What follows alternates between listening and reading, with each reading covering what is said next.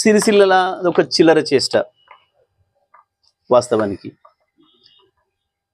ముఖ్యమంత్రి అనేటోడు ఎక్కడ ఉంటే అక్కడ దాన్ని క్యాంప్ ఆఫీస్ అంటారు. ఇవాళ మరి ముఖ్యమంత్రి ఇంట్లో క్యాంప్ ఆఫీస్లో మోడీ ఫోటో పెట్టుకుంటాడా? ఆయన ఒకవేళ అది ఏదైనా ఉంటే ఆఫీసర్ల పని, ప్రోటోకాల్ చూడాల్సిన పని.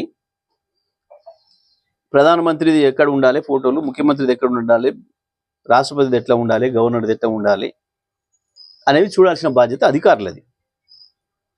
కేటీఆర్ క్యాంప్ ఆఫీస్కి కాంగ్రెస్ కార్యకర్తలు ఎట్లా వస్తారు?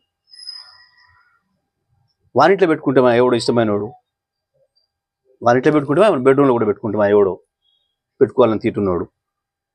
కేటీఆర్ క్యాంప్ ఆఫీస్కి ఎట్లా వస్తాడు వాడు? చాలా స్పష్టంగా కనబడుతుంది ఇక్కడ పోలీసుల వైఫల్యం.